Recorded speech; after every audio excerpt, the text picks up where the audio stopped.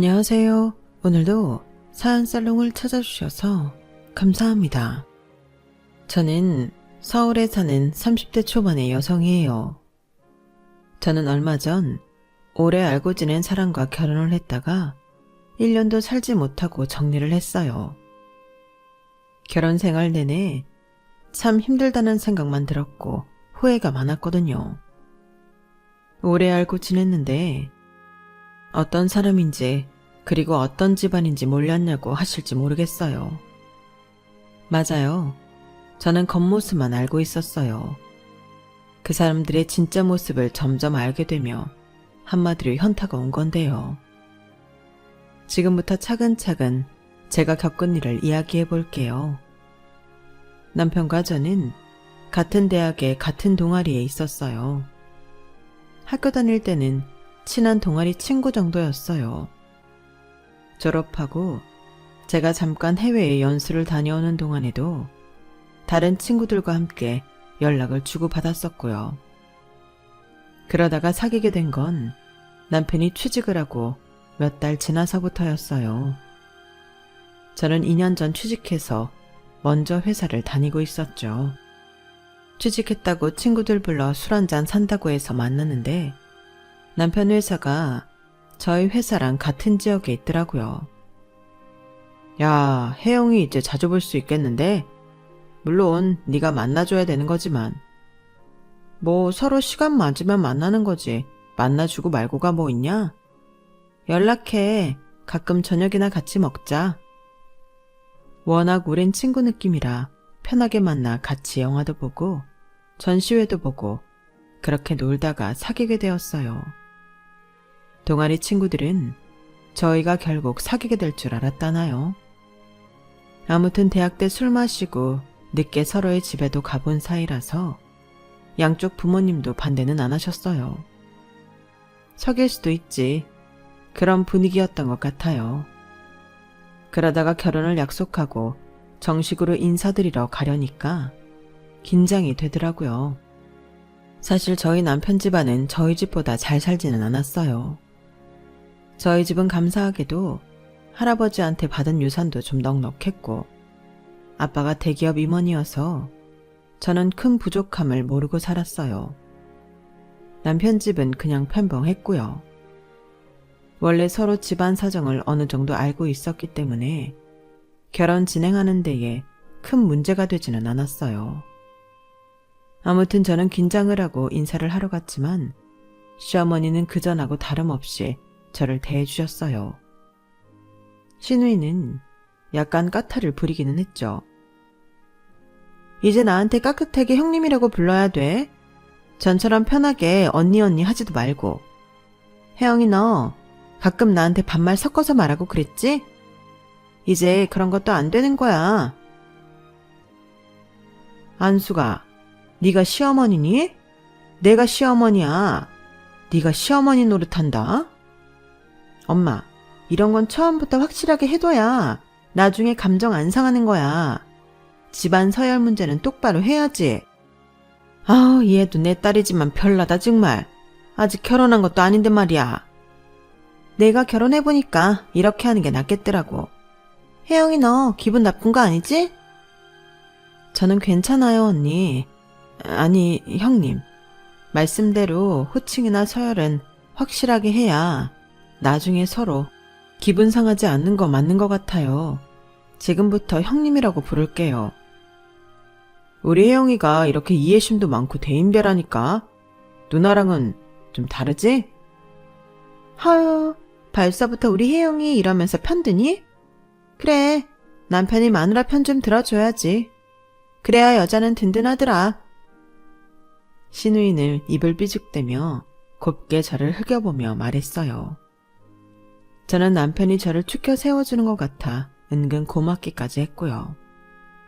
그런데요, 저한테 이해심 많다 대인배다 하는 게 전부 밑밥이었더라고요. 어떤 일인지는 조금만 더 들어보시면 나을 거예요. 누구나 그렇겠지만 저희 역시 결혼 준비하며 가장 고민했던 건 집 문제였어요. 다른 건 크게 걸리는 게 없었고 혼수나 살림도 남편이 모아놓은 돈을 기준으로 그 수준에 맞춰서 하기로 했거든요.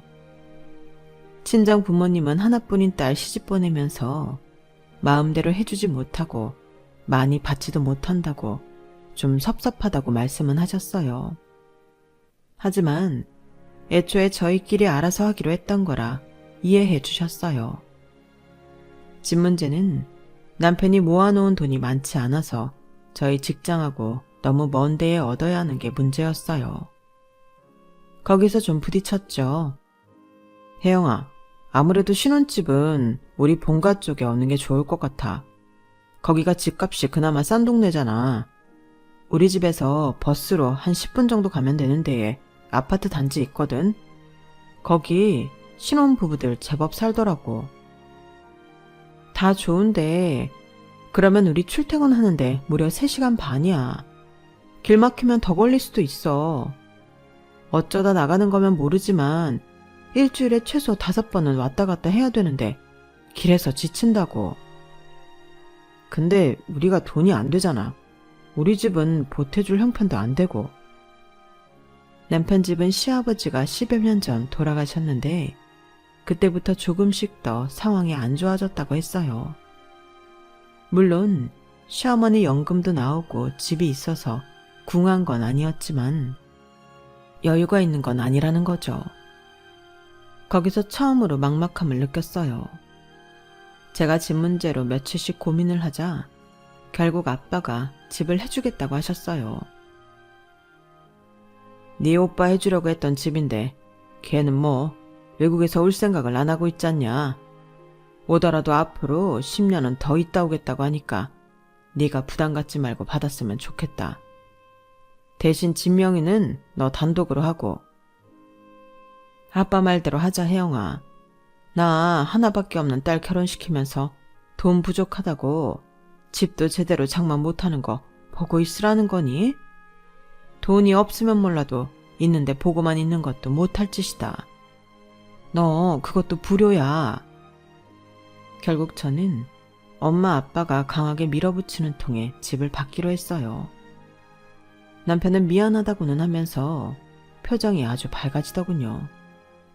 그럴 수밖에요. 엄청 오래 걸려서 출퇴근할 뻔했는데 자가용으로 30분이면 가는 거리에 집을 얻었으니까요. 남편은 시어머니와 함께 자기가 한 몫의 신혼가구를 산다고 했어요. 저희가 집을 해준 만큼 좋은 걸로 하겠다고 했죠. 저는 그 말을 믿고 부엌용품하고 식기 같은 것만 신경 썼어요. 그런데 신혼가구들이 어째다 생활감이 있는 거였어요. 뭔가 이상해서 꼼꼼하게 살펴보니까 소파 다리에는 오래된 흠집이 있었고 침대 프레임도 약간 삐걱거리더라고요. 아무래도 의심스러워서 남편한테 이거 혹시 중고거래로 산 거냐고 물어봤더니 남편은 아주 아무렇지도 않게 그렇다고 하는 거였어요. 이 가구들이 전부 유럽산이야. 침대 프레임은 프랑스 거고 소파랑 탁자, 장식장은 스페인산이라고. 내가 생각해봤는데 아무리 새 거여도 우리나라 거가 유럽산 따라가겠어? 남이 좀 썼던 거라도 수입이 낫겠더라고. 내가 정말 좋은 가구를 하고 싶다니까 엄마가 알아봐 주신 거야. 나는 생각이 좀 다른데 아무리 외국 거가 좋다고 해도 남이 쓰던 중고로 신혼생활을 시작한다고? 차라리 국산 새 제품으로 하는 게 낫다고 봐. 이거 물릴 수는 없는 거야? 물린다고? 그거 찾는다고 엄마 꽤나 신경 쓰셨는데 그것도 좀 아니지 않나? 네가 정 마음에 안 들면 우리 엄마랑 누나한테는 말하지 말고 알아서 바꾸든지 해. 나 엄마 마음 상하게 하고 싶지 않아. 마음이 상한 건 진수 너 아니야? 네가 기분 나쁜 것 같은데? 당연하지 않아? 나도 생각해서 고른 건데 네가 무조건 중고라고 안 좋아하잖아.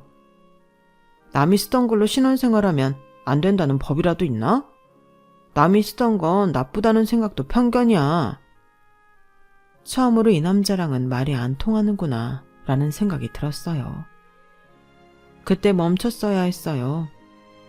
하지만 저는 생각이 다를 수 있다고만 여기고 묵묵히 하나하나 제 손으로 가구들을 바꿨어요.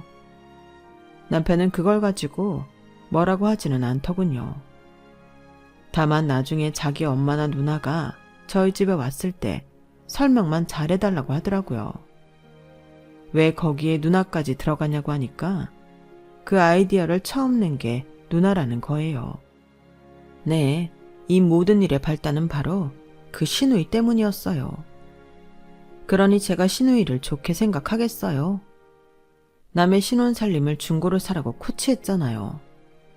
그럼에도 저는 결혼식 준비할 때나 결혼식 당일이나 티내지 않고 잘했어요. 가구를 바꾸게 된 것도 잘 설명했고요. 친구들도 남이 쓰던 걸로 하지 말다고 하더라. 뭐 그런 식으로 핑계를 좀 댔죠. 시누이는 썩 기분 좋게 받아들이지는 못했지만 당사자가 싫다고 하니 별 수 없다고만 하더라고요. 그렇게 결혼식을 무난히 마치고 약 일주일간의 신혼여행을 다녀왔어요. 그런데 돌아오는 비행기 안에서 남편이 생각지도 못한 말을 하는 거였어요. 있지, 우리 조카 하빈이 있잖아. 걔가 지금 자기 아빠랑 있는 거 알지? 매영이 누나하고 사이가 안 좋아서 별거 중이잖아. 근데 하빈이가 아파서 병원에 입원했대. 누나가 매일 들여다봐야 하는데 마침 병원이 우리 집하고 멀지 않더라고. 누나가 지금 따로 방 잡아서 지낼 돈이 있는 것도 아니고. 그래서 우리보다 먼저 엊그제 집에 와 있거든? 그러니까 보면 그냥 웃으면서 인사 잘해줘. 우리 집? 우리 신혼집 말하는 거야? 아니, 우리도 들어가서 살기 전에 그 집에 들어가 있다고? 제가 너무 어이가 없어 언성을 높이니까 남편은 주변을 살피며 쉿하며 조용히 하라고 하더군요. 어쩔 수 없잖아. 하빈이가 아파서 매일 들러봐야 된다는데 있을 만한 곳이 없고 엄마는 경기도 광주 쪽으로 이사 가셨잖아. 저희가 결혼하기 몇 주 전 시댁이 이사를 가기는 했어요.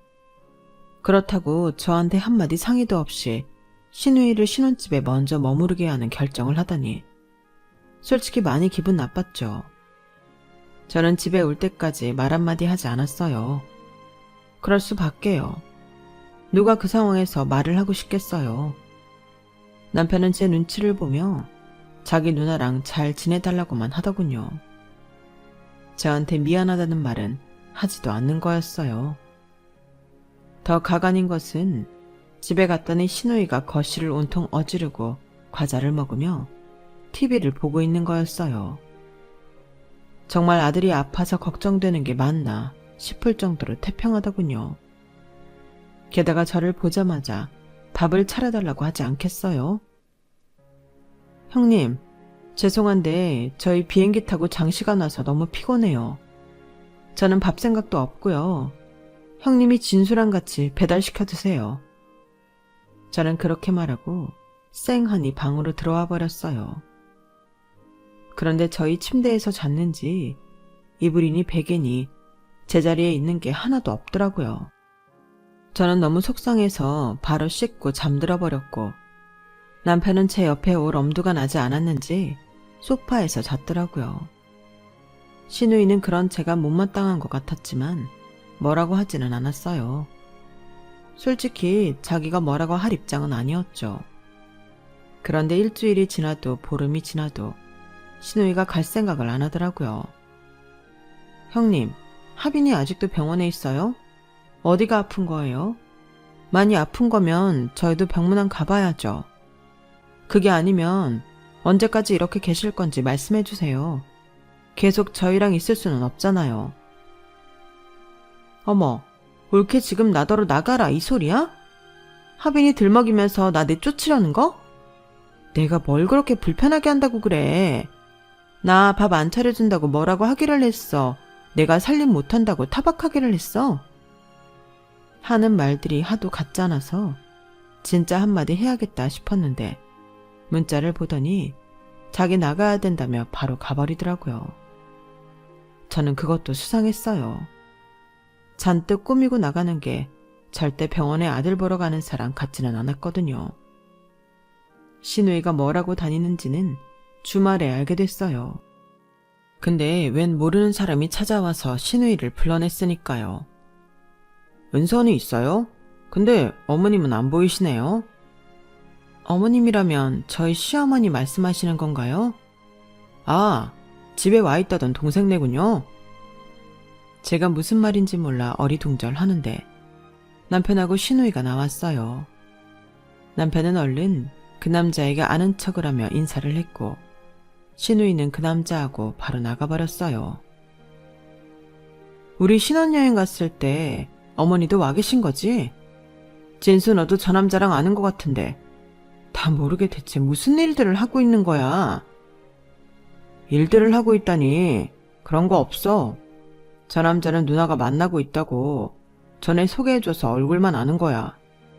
그리고 엄마도 하빈이 병문안 간다고 하루 정도 와 계셨던 것 같아. 자세한 건 나도 몰라. 엄마가 자식 집에 올 수도 있는 거잖아. 너무 깊게 생각하지 마. 라며 남편은 더 이상 말을 하지 않으려고 하더라고요. 그러더니 친구랑 약속이 있다고 나가버렸어요. 이것저것 의심스러운 게 많아 그날 신우이가 들어온 후 와인과 치즈를 주면서 슬쩍 떠봤어요. 자기가 좋아하는 걸 차려주니 신이 난 신우이는 술술 다 풀더라고요. 내가 하빈이 아빠랑 찢어지고 얼마 안 돼서부터 만나는 남자인데 변호사다? 대단하지? 이혼 전문 변호사이고 선배랑 같이 하고 있는데 곧 확장 이전할 거래. 저는 얼굴도 본 적 없는 신우이 전 남편은 한의사라고 했는데 딱 봐도 직업 보고 사람 고르는 게 느껴지더군요. 신우이가 외모는 누가 봐도 한번 다시 돌아볼 정도로 몸매도 좋고 세련되게 생겨서 남자들이 좋아할 만했어요. 그러니까 올케도 좀 협조해. 나라고 이렇게 올케 눈치 보며 여기 있는 게 좋겠어? 근데 내가 잘 되면 뭐 나만 좋은가?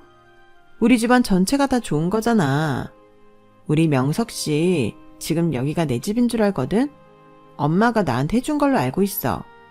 그러니까 그 사람 올 때는 좀 그런 척 해줘. 올케랑 진수가 들린 걸로 해달라고.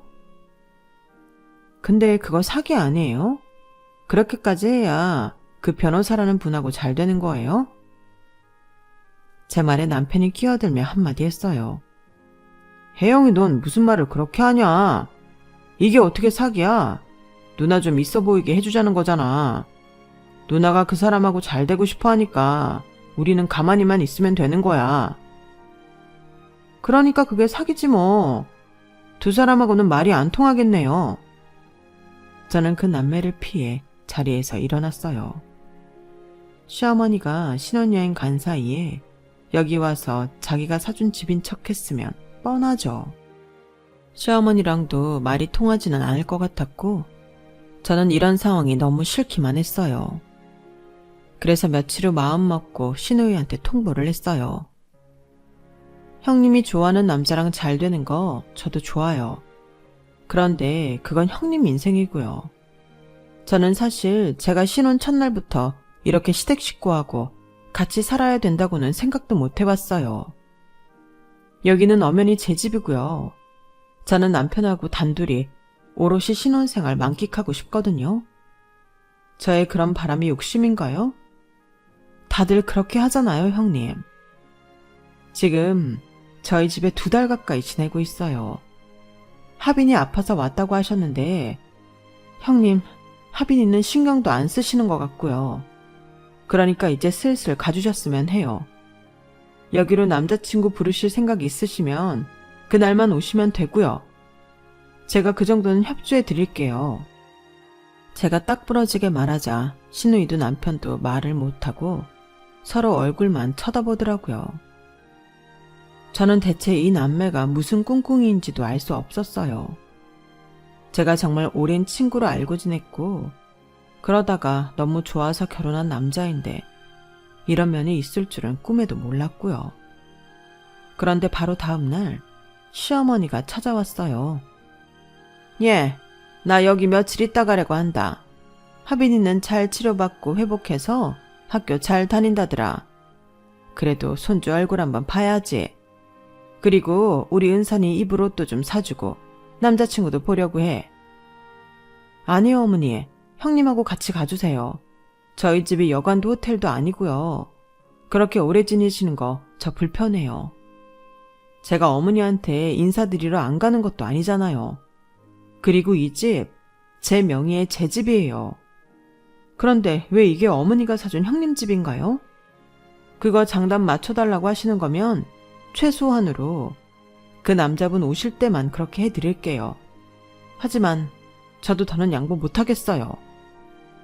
예, 우리 은선이 결혼할 때까지만이라도 좀 네가 참아줄 수 있는 거 아니야? 우리 집 그 먼 데서 방 둘의 좁은 거실에 화장실 하나인 집을 보여줘봐라. 그런 남자가 우리 은선이랑 결혼하겠다고 하겠어? 그러니까 최소한의 협조 해드리겠다고 하잖아요. 여기서 계속 지내실 이유가 되는 건 아니죠. 그 남자가 계속 여기에 오거나 저희를 지켜보고 있는 게 아니잖아요. 은선이 남자친구가 갑자기 찾아올 수도 있잖아. 나 니네 신혼여행 갔을 때 여기 우리 집이라고 걔 밥까지 차려 먹여서 이제 와서 아니라고 말 못해. 그러니까 아직 저희 쓰지도 않은 그릇이며 숟가락, 젓가락이며 다 쓰셨다고요? 냉장고에 저희 엄마가 채워놓은 재료도 먼저 쓰셨겠네요? 아니다. 그거는 내가 사다가 차렸어. 니들이 갔다가 오는 시간이 있는데 사부인이 냉장고 채워놓은 건 니네 오는 날 아침이었을 거다. 맞지, 은선아? 그날 아침에 배달 왔었어. 진짜 이 사람들은 자기들 잘못을 하나도 모르고 자꾸 엉뚱한 소리만 하더군요. 저는 이렇게는 안 될 것 같다고 단호하게 말했고, 그러자 시어머니는 그럼 자기가 우리 집에 머물지 않으면 되는 일 아니냐며 바로 가버리더라고요. 시누이는 계속 데리고 있으라는 거죠. 뻔뻔한 시누이는 나갈 생각을 하지도 않았고요. 그런데 더 기가 막힌 건 남편이 저 모르게 제 명의를 도용해서 신혼집 담보로 대출을 받았다는 거였어요. 남편 핸드폰에 대출 명세서가 도착한 걸 보고 알아본 결과였어요. 남편은 그 돈을 시누이한테 좋다고 실토했어요. 누나가 결혼하려면 자금이 있어야 하잖아. 누나 남친이 자꾸 통장에 얼마 있는지 보려고 한다더라고. 그래서 내가 통장에 넣어줬어. 자그마치 1억을? 그래서 그 남자가 형님하고 결혼한대? 시누이가 거실에서 저희 말을 들었는지 바로 방으로 들어오더군요. 울기 진짜 되게 떽떽거린다. 내가 잘 되는 게 그렇게 배 아파? 내가 돈 있는 거 보고 명석 씨가 결혼 생각해보자고 했어. 그럼 됐어? 그래, 혜영아. 일이 잘 되면 돈은 다시 우리가 돌려받을 거야. 대출 받은 거 내가 착실히 갚고 있으니까 걱정하지 마. 착실히? 그래서 너 돈 없다고 우리 생활비 통장에 돈 안 넣는 거였어? 그러면 착실히가 아니지. 나 믿고 일 저지른 거잖아. 어떻게 나한테는 한 번도 상의를 안 하고 이렇게 다 마음대로야? 엄연히 내 집인데 그걸로 대출 받는 것까지 날 속였잖아. 아, 진짜 지명이 되게 따지고 드네. 좋은 말도 한두 번이라고 했는데 옳게는 듣기 싫은 말을 꽤 여러 번 하는 재주가 있다. 사람들 정남이 떨어지게 하는데 일가견이 있나 보네. 나 결혼하고 나서 그딴 말 짓거린 거 후회나 하지 마. 내가 우리 진순이 챙겨도 옳게는 단 하나도 안 챙길 거니까. 제가 그러면 뭐 무서워할 줄 알았나 보죠. 무슨 시댁떡 바라면서 결혼한 것도 아닌데 지가 나를 어떻게 할 거라는 둥 고리타분한 협박을 하는 게 더 우스웠어요.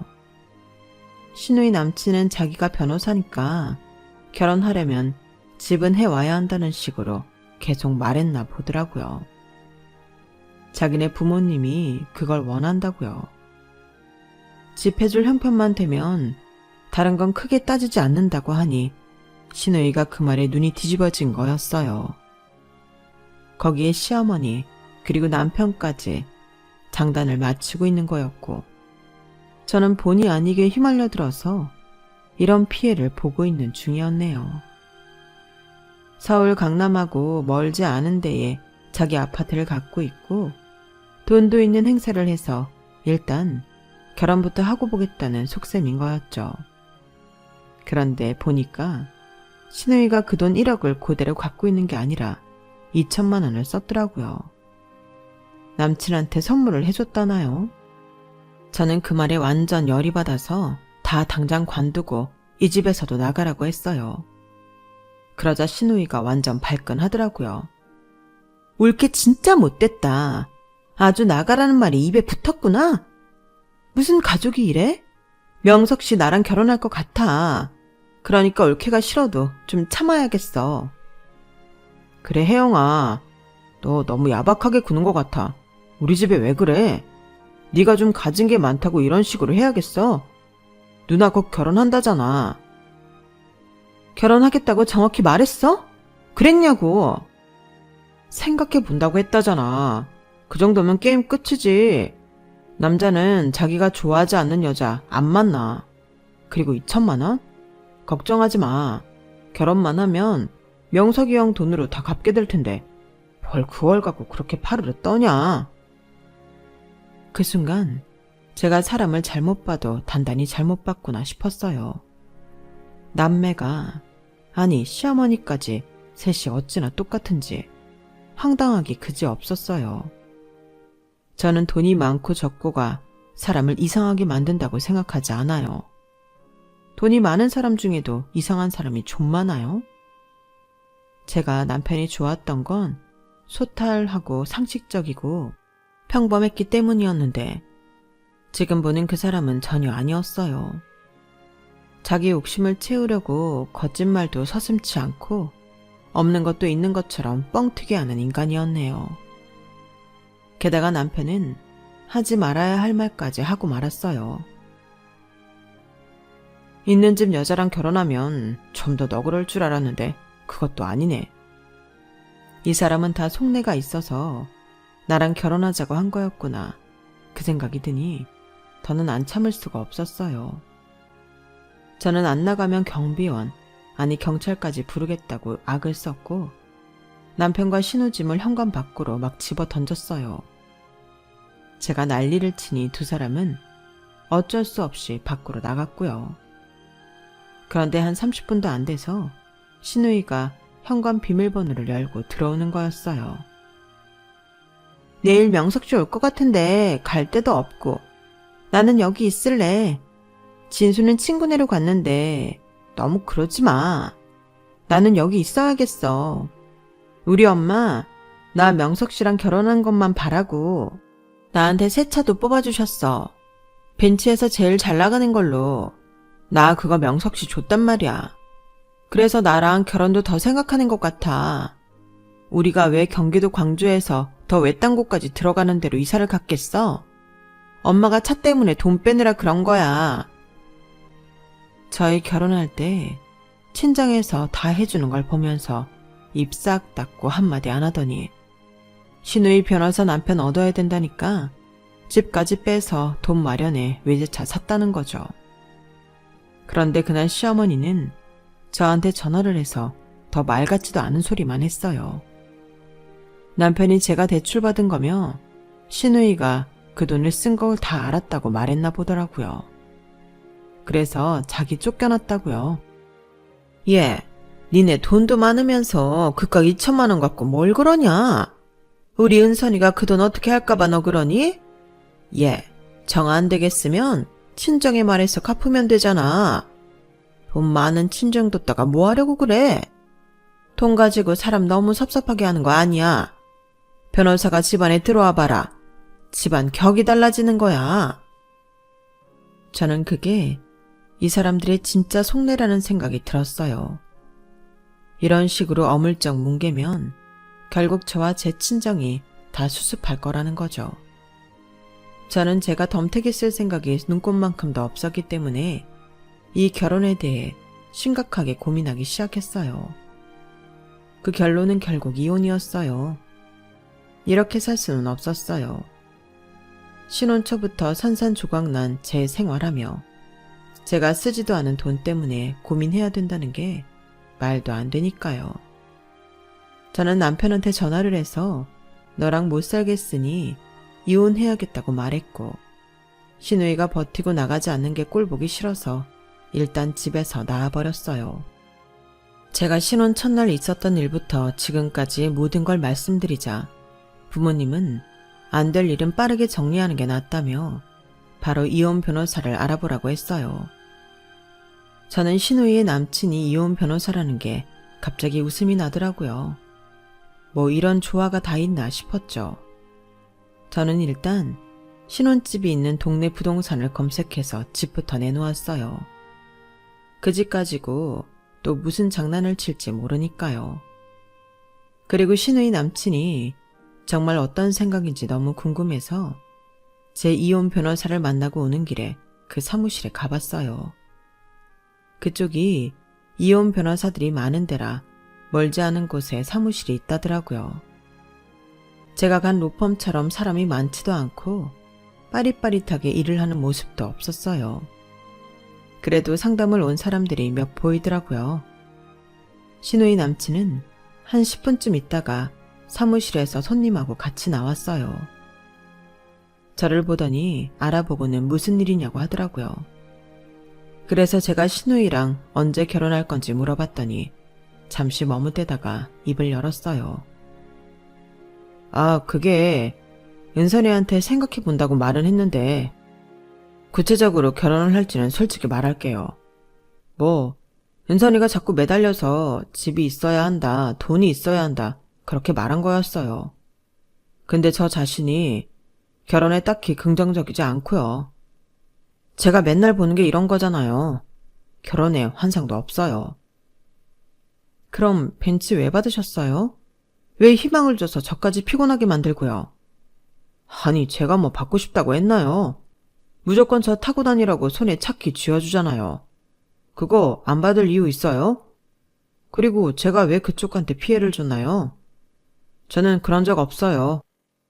저는 긴 말하지 않을 테니 그 아파트 명의가 누구 거인지나 알아보라고 하고 나왔어요. 끼리끼리 만난다더니 어쩜 신우이는 그렇게 자기처럼 이기적인 남자를 만났나 모르겠더군요. 그러면서 저도 어쩌면 남편 같은 구석이 있어서 그런 사람을 만났나 하고 저 자신을 되돌아보게 되더라고요. 입술을 깨물 정도로 후회가 되고 제가 바보 같다는 생각만 들었어요.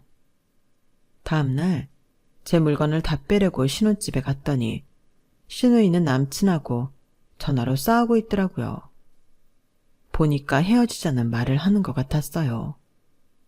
신우이는 이제 와서 왜 헤어지자고 하냐며 자기가 여기에 들인 게 얼마인 줄이나 아냐고 소리를 지르더라고요. 그러더니 남친이 하는 말을 듣고 얼굴이 굳어졌어요. 제가 짐을 챙겨 나오자 바로 저한테 따지더라고요. 이 집 올킬 거라고 말했어? 명석 씨한테 말했냐고? 아니요. 혹시 그 사람이 제가 말했다고 해요? 그래요? 아니, 그건 아니고 명의를 알아봤다는데 그런 거 알아보라고 한 거 아니지? 저는 아무 말도 하지 않고 집을 나왔고 그날 저녁에 시어머니한테서 전화가 왔어요. 예, 너는 남편하고 싸웠다고 그렇게 친정으로 가버리면 어떡하니? 그런 거 버릇되면 얼마나 안 좋은 줄 알아? 당장 집에 들어가. 이게 뭐 하는 짓이냐? 저 더는 같이 안 살 건데 못하러 가요? 저 이혼 소장 접수하고 왔어요. 제 말에 충격을 받았는지 시어머니는 말없이 전화를 끊었어요. 그러더니 다음날 저희 친정집으로 찾아왔더라고요. 아니, 사돈분들도 그래요. 애가 이렇게 철없이 이혼한다고 그러면 말리셔야 되는 거 아닌가요? 어떻게 넙죽 딸애를 받아주고 변호사 찾아가는 걸 말리지도 않으세요? 어른들이 이러면 안 된다고 봅니다. 사부인은 제 딸의 집 갖고 따님이 장난치는 것도 다 참으라고 했다면서요. 진수는 제 딸 속이고 대출까지 받고요. 그 돈을 따님이 또 썼다던데요. 그거 우리 보고 갚으라고 하셨다면서요. 어른이 그러시면 안 되죠. 저희는요, 우리 딸 더 고생하기 전에 이혼하는 거 100번 찬성합니다. 아니, 돈 있는 집에서 사위도 돕고 사돈도 도울 수 있는 거 아니에요? 참 매정들 하시네요. 없는 사람들이라고 막 무시하는 거죠? 아니요. 차라리 솔직히 말하고 같이 상의를 했더라면 저희도 화가 나지 않았을 거예요. 그리고 어디서 돈을 저희는 거저 얻은 줄 아세요? 저희 선대가 열심히 노력해서 모아놓은 거고 저희 바깥 양반이 평생 열심히 일해서 쌓아둔 거예요. 그건 생각 안 하고 돈 있는 집 없는 집 구분하시는 건 너무 편견 같습니다. 저희는 그 돈, 우리 딸이 쓰지도 않은 돈 못 갚습니다. 시어머니는 아무 말 없이 돌아갔어요. 하지만 그냥 돌아간 건 아니었어요. 바로 제 신혼집으로 갔더라고요. 그리고 보란듯이 문자를 보냈더군요. 나 당분간은 우리 은선이랑 여기 있어야겠다. 집까지 가기에도 너무 멀고 웬만하면 여기서 지내야겠구나. 네가 이렇게까지 모질게 굴며 집까지 팽개치고 나갔으니 이 집 필요 없단 뜻 아니냐? 은선이랑 나는 여기 있을 만큼 있을란다.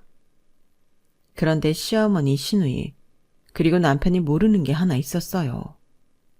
제가 집을 금매로 시세보다 싸게 내놓아서 바로 들어오겠다는 사람이 있었거든요.